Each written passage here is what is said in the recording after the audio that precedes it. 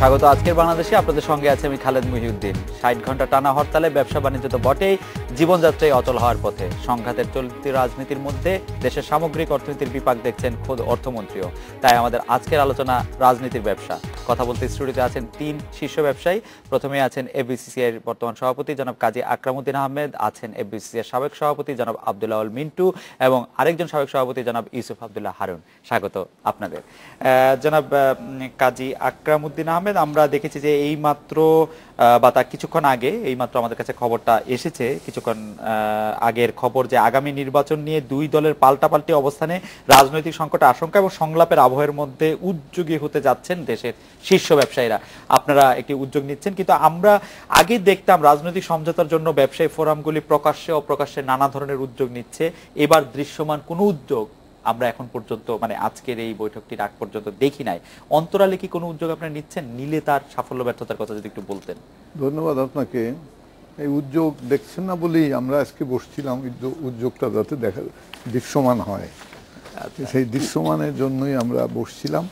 এবং আমরা সিদ্ধান্ত নিয়েছি যে কালকে বিসিসিআইতে একটা হবে, মানে আমাদের জরুরি একটা মিটিং হবে, বোর্ড অফ ডাইরেক্টরসের এমার্জেন্সি মিটিং। সেই মিটিংয়ের পরে আমরা আমাদের সম্মানিত সভাপতি যারা ছিলেন এফবিসিসিআই তাদের সঙ্গেই আলাপ করে আমরা তারপরে একটা প্রেস কনফারেন্স করব। এবং সেই প্রেস কনফারেন্স করার পরে আমি কিন্তু সবটাই বলে দিলাম, কেননা প্রেস কনফারেন্স পরে আমরা চেষ্টা করব দুই নেত্রীর সাথে দেখা করার। প্রেস কনফারেন্সের পর আপনারা দুই নেত্রীর সঙ্গে চেষ্টা করবেন। আমরা এই বিষয়ে আরো একটু বিস্তারিত আপনার কাছে জানতে চাইব। জনাব আব্দুল আউয়াল মিন্টু, আপনার কাছে একটি অন্য প্রসঙ্গে আসতে চাই। আপনি বিএনপি চেয়ারপারসন, উপদেষ্টাও বটে। প্রধানমন্ত্রীর ফোনের দাওয়াতের পর, মানে দাওয়াত সত্ত্বেও বেগম খালেদা জিয়া 60 ঘন্টার হরতালটি বহাল রেখেছিলেন। বিরোধী দলের নেতা আপনার কাছে, আপনিও যেমন উপদেষ্টা, আরো অনেক উপদেষ্টা আছেন, কিন্তু যদি আপনার কাছে উপদেশ চেয়ে থাকতেন, তাহলে কি আপনি এই পরামর্শ বা এই উপদেশ দিতেন কিনা, বা এই উপদেশ দিয়েছেন কিনা যে 60 ঘন্টার হরতালটার ব্যাপারে? হরতাল উইথড্র করে আপনি প্রধানমন্ত্রীর ডাকে সাড়া দেন, এটাই তো প্রশ্ন। জি, মানে দিতেন কিনা, মানে কি উপদেশ দিতেন বা আপনি কিভাবে বিশ্লেষণ করেন? প্রথম কথা হলো উপদেশ চাওয়া হয় নাই। আচ্ছা, যদি উপদেশ চাওয়া হতো, জি, আমি কিন্তু এ কথা উপদেশ দিতাম না যে আপনি হরতাল উইথড্র করে আপনি দাওয়াতে সাড়া দেন। দাওয়াতে সাড়া দেওয়া এক জিনিস, আর পার্টিকুলার ডেটে বলা আরেক জিনিস। আচ্ছা, কারণ বিরোধী দলের নেত্রী অলরেডি একটা কর্মসূচি দিয়ে দিয়েছেন। এখন একটা কর্মসূচি এমনি এমনি দেওয়া হয় না, এটা একটা প্রিপারেশন লাগে। আর এই যে দাওয়াত দিবে এটা কিন্তু তারাবো সাহেব যখন এসছে বাংলাদেশে, এখন থেকে তখন থেকে শুনতেছি চিঠি আসবে। তো ফাইনালি তো চিঠি আসে নাই। চিঠি বিএনপি থেকে একটা চিঠি গেছে যে আমরা সংলাপের বন্দোবস্ত করেন। পরবর্তীকালে সম্মানিত প্রধানমন্ত্রী টেলিফোন করেছে বিরোধী দলীয় নেত্রীকে, স্পেসিফিক 28 তারিখের ডেট দিয়ে। নাও বিরোধী দলীয় নেত্রীর একটা কিন্তু অতীত ইতিহাস আছে। আপনি যদি খুব ভালো করে দেখেন, যে যখন ইন্ডিয়ার প্রতিবেশী দেশ ভারতের যখন প্রেসিডেন্ট সাহেব আসছিলেন, তখনও কিন্তু উনি হরতাল ভঙ্গ করে বা উইথড্র করে দেখা করেন নাই। যখন আমেরিকার আন্ডার সেক্রেটারি আসছে ওয়েন্ডি শারম্যান, তখনও কিন্তু উনি হরতাল ভঙ্গ করে বা উইথড্র করে দেখা করেন নাই। এটা আমার মনে হয় যে এই জন্য আমি জিনিসটাকে খুব নেতিবাচকভাবে কথা বলবো না, একটা কারণে। সেটা হল, প্রথম হলো আমি মাননীয় প্রধানমন্ত্রীকে ধন্যবাদ জানাই যে উনি উদ্যোগটা ফাইনালি নিয়েছেন, সেজন্য এটা অত্যন্ত ইতিবাচক। আমি মনে করি যে বিরোধী দলীয় নেত্রী সাড়া দিচ্ছেন। উনি বলছেন যে 29 তারিখের আমাদের কর্মসূচির পরে যে কোনো সময় আমরা আপনার আহ্বানে সাড়া দেব। সো এখন এটাকে যদি আমরা নেতিবাচকভাবে দেখি, তাহলে তো আর আমরা সামনের দিকে আগাতে পারবো। রাইট। কিন্তু জনাব আব্দুল আউয়াল মিন্টু, আপনার নিশ্চয়ই মনে আছে যে 25 অক্টোবর যে ভাষণ দিয়েছিলেন মাননীয় বিরোধী দলীয় নেত্রী বেগম খালেদা জিয়া, সেখানে কিন্তু তিনি বলেছিলেন যে সংলাপের যদি আপনি কার্যকর উদ্যোগ না নেন, তাহলে হরতালটা হবে এই 2 দিনের মধ্যে, যদি আপনি কার্যকর উদ্যোগ না নেন। এটারও একটু দুইটা ইন্টারপ্রিটেশন আছে। আপনি যেটা বলছেন এটাও অনেকে বলছেন, কিন্তু বিরোধী দলীয় নেত্রী এটাও বলছেন যে আন্দোলন এবং সংগ্রাম এবং সংলাপ দুটো একসাথে চলবে। তো এখন কথাটা হলো, তাহলে তো যে কথা বললেন সেখানে তো বিরোধী দলীয় নেত্রীর যাওয়া উচিত ছিল, কিন্তু সেটা তো আপনাকে আগেই বললাম যে ওনার যে নীতি উনি ফলো করতেছেন, ভেরি কনসিস্টেন্ট, যে আমি যদি একটা কর্মসূচি দেই সেই কর্মসূচি আমি ভঙ্গ করব না। কিন্তু আইসকো মির্জা ফখরুল ইসলাম আলমগীর বলছে আমরা যে কোনো সময় এখন উনি ডাকবেন, আগামী দিন কর্মসূচির পরে আমরা সাড়া দেবই। মির্জা ফখরুল ইসলাম আলমগীর বলেছেন যে আবার ডাকতে হবে আর কি, আরেকবার দাওয়াত দিতে হবে। আরো মানে সেটা কি একটা মানে আরেকটা স্থিতি অবস্থার দিকে নিয়ে যাচ্ছে কিনা আপনার কাছে? আমি স্থিতি অবস্থা চাই না, আচ্ছা, বরঞ্চ আমি চাই যে বরফটা গলে যে কোনো ভাবে হোক, জি, যেটুকু অলরেডি আমরা যেটুকু আমরা এগিয়ে এসেছি, আমি চাই যে এটা আরো সামনের দিকে এগিয়ে যাক। অতএব যদি মানে যেভাবে হোক এটা যেন সামনের দিকে আগায়, পিছন দিকে যেন না যায়। জনাব ইউসুফ আব্দুল্লাহ হারুন, আপনি কি মনে করছেন এটা সামনের দিকে আগাচ্ছে না পিছন দিকে যাচ্ছে? জনাব আব্দুল্লাহ মিন্টু বললেন যে যে কোনো ভাবে এটা সামনের দিকে আগাক, সেটাই ওনার প্রত্যাশা। এই প্রত্যাশা তিনি আগেও ব্যক্ত করেছেন, আসলে এই সংলাপের উদ্যোগ সৃষ্টি হওয়ার আগে উনি বারবার বলেন। এখন আমরা রাজনৈতিক মারপ্যাচ দেখছি, এবং দুঃখজনক হচ্ছে যে মারপ্যাচের ভিকটিম হচ্ছে সাধারণ জনগণ এবং আমাদের অর্থনীতি। আমাদের প্রত্যাশা ছিল যে মাননীয় বিরোধী দলীয় নেত্রী যে সময়সীমা বেঁধে দিয়েছিলেন তার মধ্যেই কিন্তু মাননীয় প্রধানমন্ত্রী ফোন করেছিলেন, এবং আমাদের প্রত্যাশা ছিল যে দেশের বৃহত্তর স্বার্থে, কারণ ওনাদের উদ্দেশ্য হচ্ছে একটা সমঝোতা পৌঁছা। সেই ফোন কলটা যখন আসলো তখন সেটা ইতিবাচক সাড়া দিয়ে তিনি এগোবেন আলোচনার পথে। কর্মসূচি যে কোনো সময় দেওয়া যায়, কিন্তু এই যে 3টা দিন যাচ্ছে, ইতিমধ্যে 15টি জীবন ঝরে গেল, অর্থনীতিতে বিশাল ক্ষতি হয়েছে, এটা তো এড়ানো যেত। আমরা যদি আলটিমেটলি যে আলোচনা একটা পর্যায়ে গিয়ে সফল না হয়, তাহলে বিরোধী দলের কাছে অনেক পথ খোলা আছে, হরতাল সহ, তারা সবসময় যেতেই পারেন সে পথে। কিন্তু যখনই একটা সুযোগ আসলো, আমার মনে হয় আমার দৃষ্টিকোণ থেকে দেশের বৃহত্তর স্বার্থে সেই সুযোগে সাড়া দিলে হয়তো ভালো হতো। তারপরেও আমি বলবো যে এখনো আমি আশা করি যে বিরোধী দলের নেত্রী সাড়া দেবেন, ডাকবেন। এখন যদি মাননীয় প্রধানমন্ত্রী সেই ডাকে সাড়া না দেন, তাকে আমাদের দোষ দেওয়া যায় না, কারণ বিরোধী দলের নেত্রী এই কাজটাই করেছিলেন। তারপরেও আমার প্রত্যাশা, যদি এই ধরনের সাড়া আসে, ডাক আসে, মাননীয় প্রধানমন্ত্রী সাড়া দেবেন এবং তারা আলোচনা বসবেন। কোথায় বসবেন, কিভাবে বসবেন সেটি গুরুত্বপূর্ণ নয়, তাদের বসে আলোচনা করাটাই অত্যন্ত গুরুত্বপূর্ণ। এখানে আমি আরেকটা কথা বলছি, যাতে করে আমরা আলোচনাটা এগিয়ে নিয়ে যেতে পারি, সেই লক্ষ্যে আমার একটা ধারণা যে বিনা শর্তে তাদের টেবিলে আসা উচিত। কেউ যদি কোনো পূর্ব শর্ত দেন, তাহলে শুরুতেই কিন্তু জিনিসটা আমার মনে হয় যে আলোচনাটা ফলপ্রসূ না হওয়ারই সম্ভাবনা বেশি। সুতরাং তারা আসুন, তাদের প্রত্যেকের চাহিদা, সমস্যা যেগুলি আছে টেবিলে তুলে ধরুন। তারপর আমার মনে হয় যে আলোচনার ভিত্তিতে সেগুলি আমরা আশা করি একটা নিরসন হবে। কারণ দেশের বৃহত্তর স্বার্থে আমাদের প্রয়োজন একটা সুষ্ঠু নির্বাচন, এবং আশা করব সবার অংশগ্রহণে সেই নির্বাচন হবে এবং তারা দেশবাসীকে একটা সুন্দর পরিস্থিতি উপহার দেবেন এই সংকট থেকে বের হয়ে। জনাব ইউসুফ আব্দুল্লাহ হারুন, আপনি নিশ্চয়ই খেয়াল করেছেন জনাব আব্দুল্লাহ মিন্টু একটি কথা বলছিলেন যে এই যে চিঠি দেওয়া বা সংলাপের উদ্যোগ গ্রহণ করা, সেটি কিন্তু শুরু হয়েছে আরো অনেক আগে থেকে। এর জন্য 25শে অক্টোবর বিএনপি নেত্রী বেগম খালেদা জিয়া একটি কর্মসূচি ঘোষণা করে দেওয়ার পরে তারপরে সেই টেলিফোন করাটা কি একটু দেরি হয়েছে কিনা, বা একটু আপনি যেটিকে রাজনীতি মারপ্যাচ বলছিলেন সেটিতেও একটু সরকার? না, এখানে কিন্তু মাননীয় বিরোধী দলের নেত্রী 2 দিনের সময় দিয়েছিলেন। না, সেটা তো 25শে অক্টোবরে সে সময় দিলেন, কিন্তু সংকটটি তো অনেক পুরনো, মানে এটি নিয়ে যে আলোচনা করতে হবে। পুরনো হলেও একটা পর্যায়ে এসে এখানে ঠেকেছিল, আমি সেটার কথা বলছি। জি, যে কোথায় এসে ঠেকেছিল সেখান থেকে আজকের এই পরিস্থিতি, সেটা আমি বললাম। সেই ক্ষেত্রে আপনি মনে করছেন যে সময় প্রধানমন্ত্রীর পক্ষ থেকে সময় ঠিক? এবং আরো একটা কথা বলবো যে পাশাপাশি আমাদের এমন কিছু বলা উচিত না যেটা এই পরিবেশটাকে বিঘ্নিত করে। যেমন এখন একটা বিভ্রান্তি সৃষ্টি করা হচ্ছে যে বর্তমান সরকার বৈধ নয়। তো তাই যদি হয় তাহলে আর এখানে আলাপের তো কোনো অবকাশই থাকে না। এবং সংসদ অনুযায়ী, আমাদের সংবিধান অনুযায়ী যতটুকু আমি দেখেছি 24শে জানুয়ারি পর্যন্ত এই সরকার বৈধ। সুতরাং আমার মনে হয় বিভ্রান্তির দিকে না গিয়ে সরাসরি আলোচনা বসাটাই শ্রেয়। সরাসরি আলোচনা বসাটাই শ্রেয়, সেটি আপনি বলেছেন। আমি একটু এবিসি বর্তমান সভাপতি জনাব কাজী আকরাম আপনার কাছে জানতে চাইবো যে ব্যবসায়ী নেতাদের অনেকেই দলীয় রাজনীতির সাথে যুক্ত, রাজনৈতিক স্থিতিশীলতায় বা স্থিতিশীলতা রক্ষায় ব্যবসায়ী ফোরামগুলির ভূমিকার প্রভাব কি? এটা কি ইতিবাচক প্রভাব আছে না নেতিবাচক প্রভাবটাই বেশি? নেতিবাচক প্রভাব তো নাই। তারপরে আজকেই প্রথম প্রমাণ হয়েছে যে আমি যখন বলেছি যে এই ব্যাপারে আমাদের একটা ভূমিকা নিতে হবে, তখন কিন্তু সবাই এসছেন। এই যে দুই যে স্টলওয়ার্ড আছেন ওনারাও এসেছিলেন, আরও যারা প্রাক্তন আছেন সবাই এসেছিলেন, এবং অন্যান্য চেম্বার থেকে এসছেন, বিজিএমই, বিকেএমই সব জায়গা থেকে এসছেন। তার হলো যে আমরা ব্যবসায়ীরা শুধু ব্যবসা করি না, আমরা আমাদের দেশের অর্থনীতি বলেন, রাজনীতি বলেন, সবার দিকেই আমাদের একটা নজর আছে এবং আমাদের কিছু একটা কর্তব্য আছে। সেই কর্তব্য তাড়িত হয়েই কিন্তু আমরা এগিয়ে আসছি। আমরা আশা করছি যে ওনারা যতদূর এগিয়েছে আমাদের সহযোগিতায় বলবো না, আমরা ওনাদের সাথে আরও ওনারা এগিয়ে যান, আরও কাছাকাছি হন, আরও সমঝোতার মধ্যে আসেন এবং ওনারা একটা সলিউশন বের করেন, যার ফলে আমরা অর্থনৈতিকভাবে আর ক্ষতিগ্রস্ত হতে চাচ্ছি না, ধ্বংসাত্মক হরতালের ভিতরে আমরা যেতে চাই না।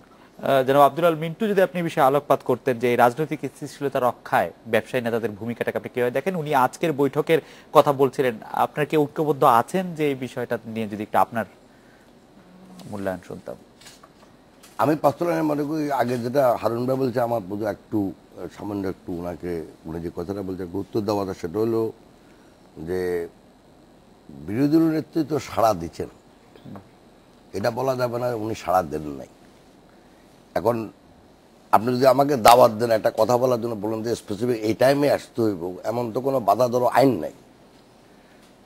বিরোধী দলীয় বলছে আপনি 29 তারিখের পরে যে কোনো সময় আমার শেষের পরে আপনি ডাকলেই আমি আসবো, এটা বলে এক। 2 নম্বর হলো সরকার বৈধ কি অবৈধ, এটা কিন্তু ডিবেটেবল ইস্যু। কারণ একটা টাইম তো আপনাকে ইলেকশন প্রসেসে দিতে হবে। একটা হতে পারে যদি নর্মাল নিয়মে, যেমন ইন্ডিয়াতে বা ইউকেতে আছে যে আপনি পার্লামেন্ট ডিজলভ হওয়ার পরে আপনার অন্তর্বর্তীকালীন সরকার বলেন বা যে কোনো সরকার গঠিত হয়। এবং আমাদের তো এই ডিমার্কেশন লাইনটা নাই, অ্যাকসেপ্ট বলা আছে যে যদি কোনো কারণে পার্লামেন্ট ভেঙে দেওয়া না হয়, তাহলে পার্লামেন্টে যদি মেয়াদ উত্তীর্ণ হবে তার পূর্ববর্তী 90 দিনের ভিতরে ইলেকশন হবে। তাহলে তো ইলেকশনের প্রসেসে তো একটা টাইম আছে। আমার পক্ষে ধরেন উনি যদি নাও ধরেন, আমি ধরতে পারি যে এই টাইমটা হলো ইলেকশন টাইম। তাহলে ইলেকশন টাইমে অন্তর্বর্তীকালীন সরকার হবে, নর্মাল সরকার হবে না।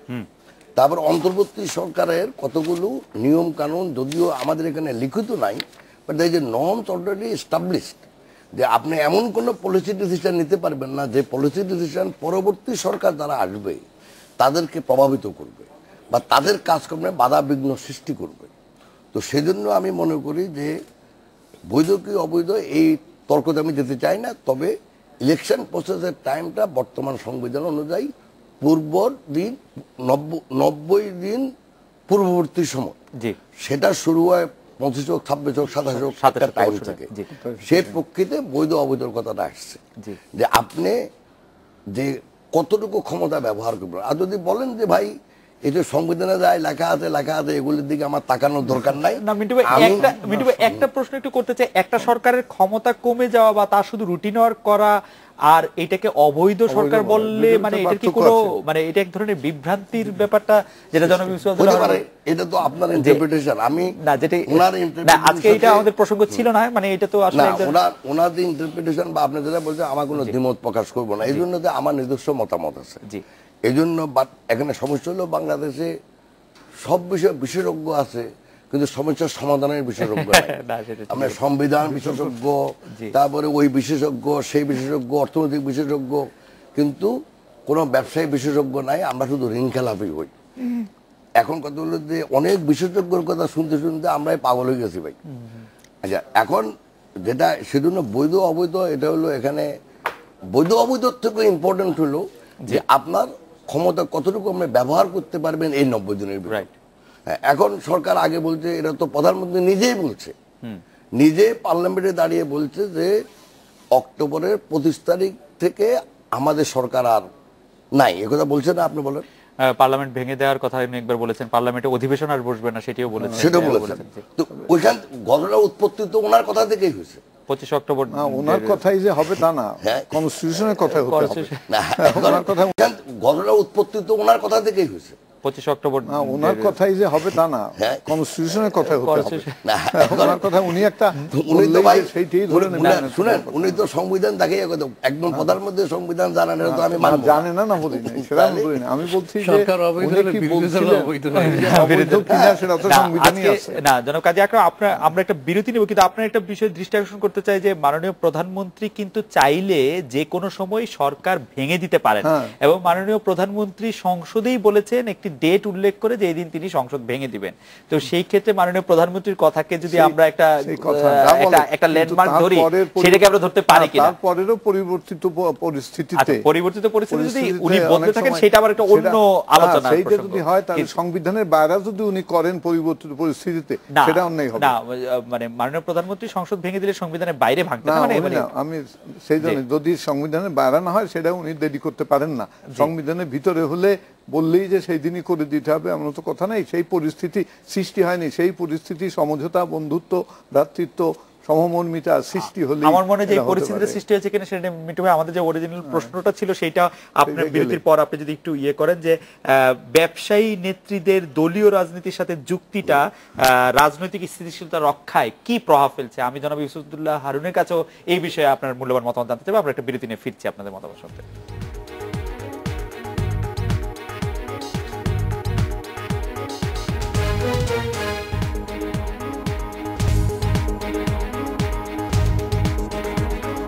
বিরতির পর ফিরে এলাম। আজকে বাংলাদেশে জনাব আব্দুল আল মিন্টু, ব্যবসায়ী নেতাদের দলীয় রাজনীতির সাথে যুক্তি এবং এর প্রভাব সম্পর্কে আপনার মূল্যায়ন ইতিবাচক। শুনেন, এটা আকরাম ভাই যে উত্তরটা দিয়েছে এটা তো আমি শুনছি, আমি একটু ভিন্ন আঙ্গিকে উত্তরটা দিতে চাই। বাংলাদেশের মূল সমস্যা কিন্তু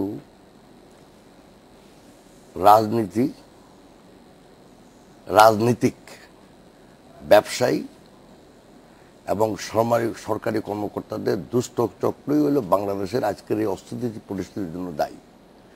আপনি কাকে দেশের রাজনীতি বলবেন, কাকে ব্যবসায়ী বলবেন?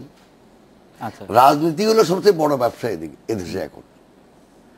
আপনি যদি ইন রিয়েল ট্রু সেন্স বাংলাদেশে যদি প্রত্যেকটা লোকের, মানে এই ধরনের লোকদের দ্বারা রাজনীতি এবং ব্যবসা করে, যদি প্রত্যেকের অ্যাসেট স্টেটমেন্ট নেন, আমি চাই কোনোভাবে এদেশে এমন একটা সরকার আসুক যে আমাদেরকে সহজে অ্যাসেট লাইবিলিটি স্টেটমেন্ট নেয়।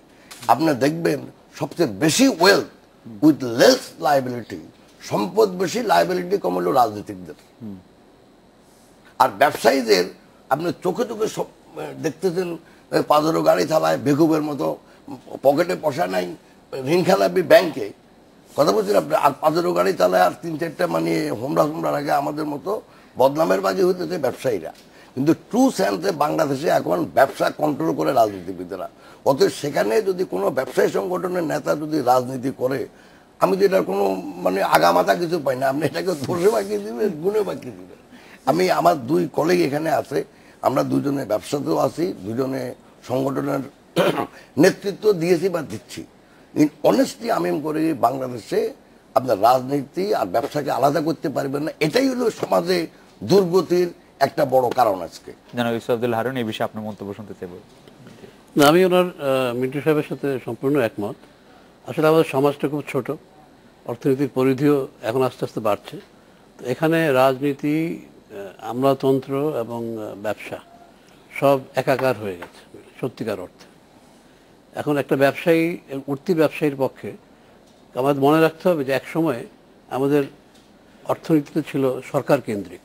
আস্তে আস্তে বেসরকারীকরণের মাধ্যমে আমরা অনেকটা সরকারের আওতা হতে বেরিয়ে আসতে পেরেছি। কিন্তু বড় বড় প্রজেক্ট যেগুলি হয় সেগুলি সরকারের নিয়ন্ত্রণে থাকে, ইনফ্রাস্ট্রাকচার প্রজেক্ট সরকারের নিয়ন্ত্রণে থাকে, বিভিন্ন আমলাতান্ত্রিক যেসব জটিলতা থাকে এটাও সরকারের নিয়ন্ত্রণে থাকে, আমাদের নিয়ন্ত্রণে থাকে। এই পারমিশন নিতে হবে, এই এনওসি নিতে হবে, এটা নিতে হবে। এর কারণে অটোমেটিক্যালি সরকার এবং আমলাদের সাথে ব্যবসায়ীদের একটা সম্পর্ক গড়ে উঠতে বাধ্য। আমাদের কোনো আনন্দ হয় না যদি আমরা কাউকে আমাদের প্রফিট হতে একটা অংশ দেই, আমাদের কোনো আনন্দ লাগে না কাউকে ঘুষ দিতে। কিন্তু পরিস্থিতি এমন হয়ে গেছে যে একে অপরের সাথে একটা সম্পর্ক গড়েই উঠেছে এখানে। তো এখানে ওইভাবে চিন্তা করলে কিন্তু এটা হবে না। এখানে দেখতে হবে যে আমাদের আইন কানুনগুলো ঠিক হয়েছে কিনা, সরকারের সাথে ব্যবসায়ীদের সম্পর্কটা কি, ব্যবসায়ীদের সাথে আমলাতান্ত্রিক সম্পর্কটা কি, এগুলো চিন্তা করতে হবে। ইন্টারফেস যেটা আমরা বলি সেটা কমিয়ে আনতে হবে। আমরা চাই যে ব্যবসার গতিতে চলবে, ব্যবসার নিয়মে চলবে, কিন্তু ব্যবসাটা কিন্তু নিয়ন্ত্রিত হয় কতগুলি রেগুলেটরি ফ্রেমওয়ার্কের মাধ্যমে, যেটা সরকার নিয়ন্ত্রণ করে। সুতরাং আমরা এর বাইরে না, আমরা চাইলেও এর বাইরে যেতে পারবো না। সুতরাং এটা একটা পরিস্থিতি, আমরা বারবার বলেছি ফেডারেশন থেকে যে আপনারা রেগুলেটরি ফ্রেমওয়ার্কগুলি ক্লিয়ার করে ফেলেন, কতগুলি জিনিস পরিষ্কার করে ফেলেন। আমরা কিন্তু অনেক সময় বাধ্য হই, আমি এটা বলতে আমার দ্বিধা নেই, অনেক সময় আমরা অসৎ হতে বাধ্য হই। আইনটা আমাদেরকে, বিরাজমান আইন আমাদেরকে বাধ্য করে অসৎ হওয়ার জন্য ব্যবসা করতে গেলে।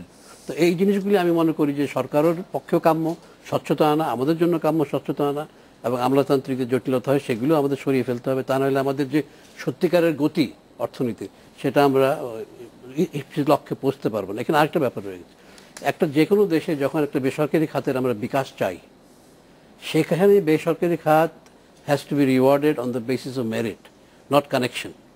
সেই বেসরকারি খাতের বিকাশ তাড়াতাড়ি হবে তখনই যখন তার মেধার ভিত্তিতে, তার শ্রমের ভিত্তিতে সে এগিয়ে যেতে পারবে, কানেকশনের ভিত্তিতে নয়। সুতরাং আমাদের নিজস্ব স্বার্থে উচিত এই দিকে নজর রেখে ভবিষ্যতে আমাদের এগিয়ে যাওয়া। দুটি বিষয় কাজী আকরাম আপনি নিশ্চয়ই বলবেন, আমি দৃষ্টি আকর্ষণ করছি। একটি জনাব ইউসুফ আব্দুল্লাহ হারুন বললেন যে ইন্টারফেসটা কমিয়ে নিয়ে আসার যে একটি, এর ক্ষেত্রে এফবিসিসিআই কি পরিমাণ উদ্যোগ নিচ্ছে বা সফল হচ্ছে। আর একটা জিনিস হচ্ছে যে এই যে রাজনীতিকে যে সবচেয়ে বড় ব্যবসা বলে অভিহিত করলেন ব্যবসায়ীদের শীর্ষ নেতাদের একজন, সবসময় শীর্ষ নেতাদের একজন, এটা নিয়ে আপনার একটু মতামত। এটার ব্যাপারে আমি বলতে পারি, আমি কিন্তু মিন্টুবের মতো আমিও একটা রাজনীতির সাথে জড়িত আছি, কিন্তু আমি তো এই সুযোগ কোনোদিনই দেখি নাই যে সুযোগ নেওয়া যায়। যারা নেয় তারা অতি চালাক লোক, এবং এটা সবার জন্য এটা ফ্যাক্ট না, এবং সবার জন্য প্রযোজ্য না, সবাইকে এক দলে ঠেললেও হবে না। তো ইন্টারফেস উনি যে বলেছেন, এটা কিন্তু আমরা যারা নর্মাল ওয়েতে ব্যবসা করি, মানে আমরা স্বাভাবিক ইসে ব্যবসা করি, তারাও কিন্তু অনেক বিপদের ভিতর পড়ে যাই। কেননা এই যে উনি বলছেন রেগুলেটরি সিস্টেম, এই সিস্টেমের ভিতরেই আমরা রেগুলেটরের ভিতরেই রেগুলার কাজ হয়ে যায়, এবং সেই রেগুলার কাজের ফলে আমরা কিন্তু অনেক বাধাগ্রস্ত হই। এবং আমরা তথাকথিত ব্যবসায়ীরা বলে যে এরা অসাধু ব্যবসায়ী, কিন্তু অসাধু কর্মচারী এগুলো খুব কম বলা হয়। বলা হয় যে অসাধু ব্যবসায়ী সৃষ্টি কারা করেছে এবং সেই সুযোগ কোত্থেকে আসছে, এবং এই মাইর প্যাসের ভিতরে আমরা পড়ে যাই। অনেকেই বলে থাকেন ব্যবসায়ীরাই সকলকে অসৎ করে তুলতে। ঠিক আছে, তা করবেন। কথা হলো যে ব্যবসায়ীরাই তাদের করে, কিন্তু ব্যবসায়ীকে তারা বন্ধ করে রাখে বলেই ব্যবসায়ীদের শেষে আর কোনো পথ না দেখে, তখন তাদের ব্যবসায়ীদের ব্যবসা চালাতে হলে, তাদের সংসার চালাতে হবে, বলছেন বড় গাড়ি তাদেরও চালাতে হয়, তাদের লোকজন রাখতে হয়, তাদের হাজার হাজার লোকের বেতন দিতে হয়। সুতরাং সেই হিসাবে তাদের অনেক কিছু দিতে হয়। কিন্তু এখানে ব্যাপার হলো যে আমাদের দেশে যে অবস্থানটা আছে, তাতে আমি যদি বলি যে গুলশানে যে বাড়িগুলো আছে, এই ইদানিংকালে কিছু ব্যবসায়ীদের হয়েছে কিনা, কিন্তু বিগত দিনে দেখা গেছে বহু অফিসারদেরই বাড়ি, এবং আপনি আজ যদি খোঁজ নেন, ছেলেমেয়েরা বসবাস করে সবই অফিসাররা নিয়েছিল, এবং অনেক অফিসার জায়গা করে বাড়ি নিয়ে সেই বিদেশ মারা গেছে, বিদেশের ছেলেরা চলে গেছে। কয়েকদিন আগে এসে যখন 10 কোটি টাকা গন্ডা কাটা হয়েছে, তখন তারা বিক্রি করে বাপের সেই সম্পত্তি নিয়ে চলে গেছে। তার অর্থ বাংলাদেশে কিন্তু ব্যবসায়ীরাই প্রতিষ্ঠিত না।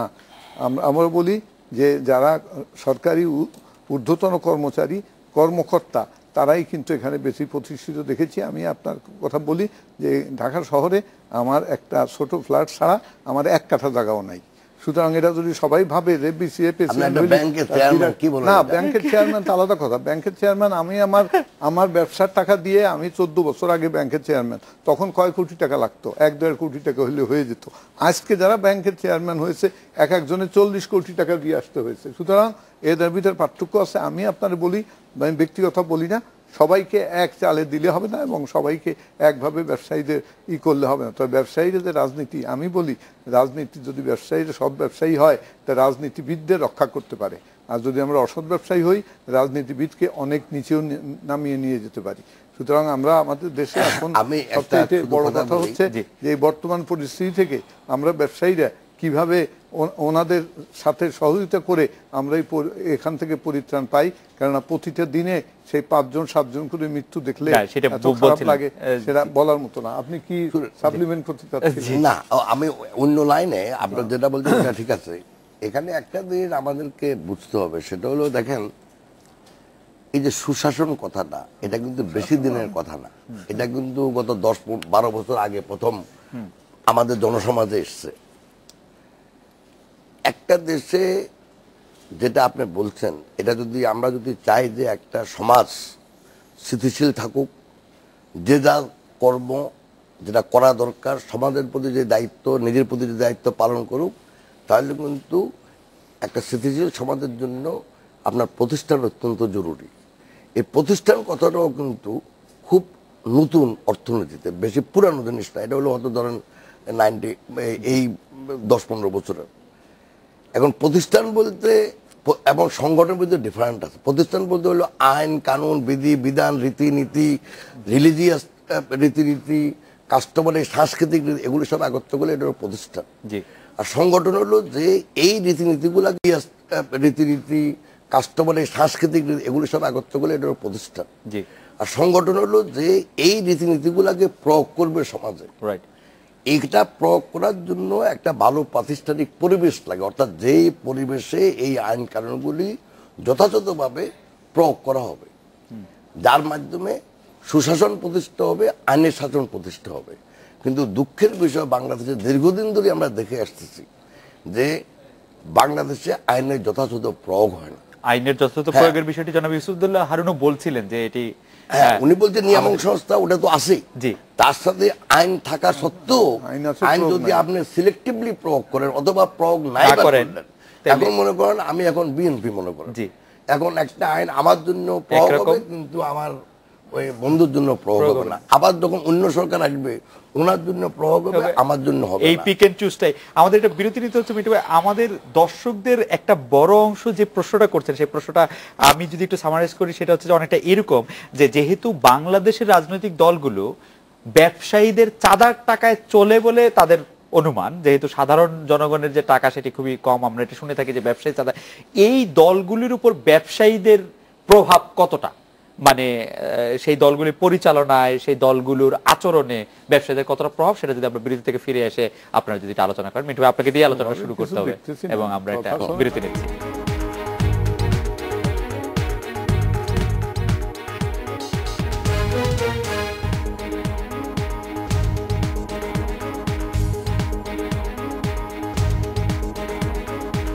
বিরতির পর ফিরে এলাম। আজকের বাংলাদেশে জনাব আব্দুল আল মিন্টু, রাজনৈতিক দলগুলোকে আপনারা চাঁদা দেন বা আপনারা চালান, এরকম একটি ধারণা আমাদের সবারই আছে। রাজনৈতিক দলগুলির উপর আপনাদের প্রভাব কতটা বা আপনার প্রভাব কতটা? আমারটাই আমি বলি, বাট আমি ইন জেনারেল বলি, বাট ওনাদের দুজনের মতামতকে কিন্তু আমি এখানে রিপ্রেজেন্ট করতেছি। আমি মনে করি ব্যবসায়ীদের এখন কোনো প্রভাব নেই রাজনীতিবিদদের উপর। এটার একটা ইতিহাস আছে, একসময় ছিল, একসময় এই প্রভাবটা ছিল, কিন্তু সেই প্রভাব এখন আর নাই। কারণ আমাদের দেশের বর্তমানে রাজনীতির যে অবস্থা, এই জিনিসটা আমার মনে একটু ব্যাখ্যা করা দরকার। সেটা হলো ক্ষমতার নিয়ন্ত্রণে থাকা অত্যন্ত জরুরি, যে সরকারে আসুক। আমরা যে সংবিধান বলি, এই সংবিধান এমনভাবে উপস্থাপন করা হয় আমাদের উপর, আমাদের কাছে মনে হয় যে এই সংবিধান শুধু আমাদেরকে নিয়ন্ত্রণ করার জন্য প্রযোজ্য। কিন্তু এই সংবিধান একদিকে যেমন যারা জনগণ তাদেরকে নিয়ন্ত্রণ করবে, অন্যদিকে আবার যারা জনগণকে শাসন করবে তাদের ক্ষমতা, তাদেরকে একদিকে যেমন ক্ষমতায়িত করবে শাসন করার জন্য, অন্যদিকে একইভাবে সরকার যে ক্ষমতা সেটার জন্য অপব্যবহার করতে না পারে সেটা নিয়ন্ত্রণ করবে। আনফর্চুনেটলি আমি মনে করি আমাদের সংবিধানে প্রতিবিধায়ক ভারসাম্য এবং ক্ষমতার যে পৃথকায়ন, এগুলি আস্তে আস্তে যে কোনো কারণে লোপ পেয়ে গেছে, যার পরে এখন ক্ষমতার ব্যবহারের উপরে আর কোনো নিয়ন্ত্রণ নাই সরকারের। যার পরে এখন যেটা দেখা যাচ্ছে সেটা হলো যে মানুষের যে কতগুলো ন্যাচারাল ক্যারেক্টার আছে, চরিত্রের বৈশিষ্ট্য আছে নৈসর্গিক, সেই বৈশিষ্ট্য অনুযায়ী যখনই আপনাকে ক্ষমতা দেওয়া হবে আপনি ক্ষমতার পরিধি আরো বাড়াইবেন, দিন দিনই আপনি বাড়াবেন, আপনি হলেও বাড়াবেন, আমি হলেও বাড়াবো, উনি হলেও বাড়াবেন। যে এরকম ক্ষমতার পরিধি বাড়তে বাড়তে এমন এক পর্যায়ে যায় তখন সেই সরকারের ক্ষমতার অপব্যবহারে আর কোনো কেউ বাধা দিতে পারে না। তখন জনগণের কল্যাণে প্রতিষ্ঠিত যে সংগঠনগুলো, যেই প্রতিষ্ঠানগুলো, সেগুলো সরকার ক্ষমতাসীন এটা কবজা নিয়ে যায়। এটা বাংলাদেশে হোক বা অন্য দেশে হোক, যেটা আপনি একটু আগে বলছেন যে বাণিজ্যিক সংগঠন, এটা এই ধরনের পরিস্থিতিতে অলওয়েজ শুধু বাণিজ্যিক সংগঠন না, আপনি যে কোনো সংগঠনে দেখবেন এগুলি ক্ষমতায় শুনে তাদের কবজা নিয়ে যায়। যখন ওগুলি কবজায় আসে, যখন তাদের ক্ষমতা নিয়ন্ত্রণ করার আর কোনো প্রতিষ্ঠান থাকে না, তখন তারা রাজনৈতিক ক্ষমতার সাথে সাথে অর্থনৈতিক ক্ষমতাও তাদের করায়ত্তে নিয়ে যায়। যেটা আপনি দেখবেন যে এখানে পৃষ্ঠপোষকতা ছাড়া কোনো বড় ব্যবসা কেউ করতে পারবে না, যেটা একটু আগে ইউসুফ আলম সাহেব বলছে, সেটা সব সরকারের সময় এখন প্রযোজ্য। অতএব যখন এই পৃষ্ঠপোষক যারা পায়, তারা যখন বড় ব্যবসাগুলো নেয়, তখন কিন্তু সাধারণ মেরিট বেসিস যারা ব্যবসায়ী তাদের আর কোনো উপযুক্ত জায়গা থাকে না। আর যারা পৃষ্ঠপোষকতার ব্যবসা করে তারা আনুগত্য প্রকাশ করতে হয়। খেয়াল রাখবেন রাইট, আপনি যদি আমাকে একটা ব্যবসা দেন, আপনি যদি আমাকে একটা পলিটিক্যাল পার্টির পদ পদবি দেন, আপনি যদি দয়া করে আমাকে নমিনেশন দেন, আপনি যদি দয়া করে আমাকে মন্ত্রী বানান, তাহলে আমার একটাই কাজ, সেটা হলো আপনার প্রতি আনুগত্য স্বীকার করে অনুগত থাকা, প্রভাব সৃষ্টি না। সে প্রভাব সৃষ্টি করতে গেলে আপনার পদ পদবিও যাবে, আপনার ওই মন্ত্রিত্ব যাবে, সবকিছু চলে যাবে। জনাব ইউসুফ আব্দুল্লাহ হারুন, এই জায়গা থেকে আপনার মতামত আমি শুনতে চাইবো যে এই প্রভাব এবং আনুগত্য দুটি মানে বিষয় তুলে আনলেন জনাব আব্দুল মিন্টু। আসলে আমাদের দেশে জিনিসটা একটু অন্যরকম। যে কোনো গণতান্ত্রিক দেশে আপনার সব দল কিন্তু চাঁদার উপরেই চলে, কিন্তু ওখানে কতগুলি বিধিনিষেধ আছে, আইন কানুন আছে, যে কারণে আমরা এই দেশে বারবার সংস্কারের কথা বলে আসছি, রাজনৈতিক সংস্কার। তার মধ্যে একটা গুরুত্বপূর্ণ সংস্কার হলো অর্থায়ন, রাজনৈতিক দলগুলোর অর্থায়ন। বিদেশে একটা লিমিট আছে, আপার লিমিট, এর বেশি কেউ এককভাবে দিতে পারবে না, এবং যত বেশি সম্ভব সেটাকে ওরা চায় যে আরও রিফিউজ করে এনাফ বেশিরভাগ লোক যেন পার্টিসিপেট করে তাদের দলের প্রতি, কিন্তু একটা লিমিটের বাইরে নয়। কারণ যখনই আমি একটা লিমিটের বাইরে টাকা দেব, বিশাল অঙ্ক দেব, তখন আমার বিনা স্বার্থে আমি সেটা দেবো না, আমি সেটার জন্য কোনো প্রতিদান চাইবো, যে কোনোভাবেই হোক। ঘটনা ঘটে। সুতরাং সেখান থেকে সমস্যা ওঠে, বিশেষ করে যেখানে ইনস্টিটিউশনগুলি, ডেমোক্রেটিক ইনস্টিটিউশনগুলো যদি শক্তিশালী না হয়, চেকস অ্যান্ড ব্যালেন্সেস যদি না থাকে, আইন, এক্সিকিউটিভ এবং জুডিশিয়ারি যদি ওখানে স্ট্রংলি যার যার পজিশনে না থাকে, তখন এগুলি আমি যে একটু আগে বললাম সব একাকার হয়ে যাওয়ার সম্ভাবনা আছে। এবং সেখানে হলে পরে স্বাভাবিকভাবে যা হওয়ার তাই হবে, আস্তে আস্তে দুর্নীতি হবে, আস্তে আস্তে ক্ষমতা অপব্যবহার হবে। সুতরাং আমি বলবো যে আমাদের দেশের প্রেক্ষিতে, তবে আপনারা যেভাবে অনেকটা মনে করেন যে ব্যবসায়ীরা এগুলি করে দুর্নীতি, আসলে তা না। আমার ব্যক্তিগত অভিজ্ঞতা হচ্ছে যে রাজনৈতিক দলগুলোর উপরে আমাদের তারা কীভাবে দল পরিচালনা করবেন সেই ব্যাপারে আমাদের কোনো প্রভাব নেই। হ্যাঁ, তার অর্থনৈতিক ক্ষেত্রে তারা কীভাবে দেশের অর্থনীতি এগিয়ে নিয়ে যাবেন, সেখানে তারা আমাদের বিভিন্ন সময় তারা আমাদের ফেডারেশনের মাধ্যমে, বিভিন্ন অর্থনৈতিক বডির মাধ্যমে তারা সাজেশন চান, সেটা আমরা দিই। কিন্তু আমার মনে হয় যে রাজনৈতিক পরিমণ্ডলে সেখানে আমাদের ভূমিকা খুবই সামান্য। যেন কাজী আকরাম, আপনি যদি খুব সংক্ষেপে বলতেন যে আপনার প্রভাব বা ব্যবসায়ীদের প্রভাব রাজনৈতিক দলগুলোর উপর। আর ওনারা যেটা বলেছেন দুইজনের সাথে অনেকটা একমত। আমাদের দেশে প্রভাব ওই জন্য প্রভাব হয় যে এখানে কোনো অ্যাকাউন্টেবিলিটি নাই, রাজনীতিবিদদের কাছে কি যায় না যায় অ্যাকাউন্টেবিলিটি নাই, এবং সেটা নীতিগতভাবে যেটা দেওয়া উচিত তার সাথে যখন বেশি দেয়, তখন রাজনীতিবিদদের প্রভাব আমাদের উপর অবশ্যই পড়বে। কিন্তু সেটা থেকে যারা বাইরে থাকতে পারে তারা রাজনীতিবিদদের উপর প্রভাব খাটায় না, আর রাজনীতিবিদদেরও তাদের উপর প্রভাব খাটাতে পারে না। সুতরাং আমাদের দেশে ওই যে বলেছেন যে অ্যাকাউন্টেবিলিটি নাই এবং সে নিয়ম মাফিক কিছু করা হয় না বলেই আমাদের দেশে রাজনীতিবিদদের প্রভাবটা আমাদের উপরে পড়ে।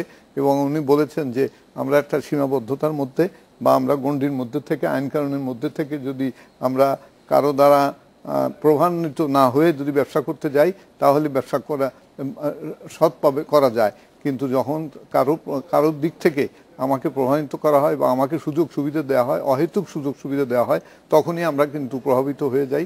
এবং তখনই আমাদের রাজনীতিবিদদের উপরে আমাদের কোনো ব্যবসায়ীদের কোনো রকমেরই কোনো হাত থাকে না বা প্রভাব থাকে না, সেটা আমরা কাটাতে পারি না। কিন্তু আমাদের দেশে আশ্চর্যজনকভাবে হলেও সত্য যে আমাদের দেশে ওইভাবে রাজনীতিবিদরা বা ব্যবসায়ীরা রাজনীতিবিদদের উপর প্রভাব কখনোই দেখা যায় নাই। সেই জন্যই আমি বলি অনেক সময় যে এত কিছু হয়ে যায়, কিন্তু বিদেশি দূতদের কথা শুনে, বিদেশি রাষ্ট্রের দিকে কথা শুনে এক রাষ্ট্রদূত আর এক রাষ্ট্রদূত আর এক দেশে চলে যায়, এইসব ঘটনাই বেশি হয়। কিন্তু ব্যবসায়ীরা যে কি সুবিধা অসুবিধার আছে, হরতালের কত ক্ষতিগ্রস্ত হলো ব্যবসায়ীরা, এরা কেউ খবর নেয় না এবং সেই ব্যবসায়ীদের কথা কেউ শোনে না। জনাব আব্দুল আল মিন্টু, আপনার দৃষ্টি আকর্ষণ করছি একটি বিরতি নেওয়ার পরে আপনার কাছে যেটি জানতে চাইবো যে হরতাল বন্ধে আইন করার দাবি উঠেছে বিভিন্ন সময়, এক্ষেত্রে ব্যবসায়ীরা ছিল উচ্চকণ্ঠ। এই বিষয়ে আপনার আসলে অবস্থান কি? এখন তো হরতাল আরো গুণগত পরিবর্তন হয়, সহিংস হরতাল হয়েছে, আগের দিন থেকেই শুরু হচ্ছে হরতাল অনেকটা। হরতাল বন্ধে আইন বা হরতাল আসলে আইন করে বন্ধ করার বিষয় কিনা সেই বিষয়ে আপনার মতামত শুনবো। আমরা একটা বিরতি নিচ্ছি। আমরা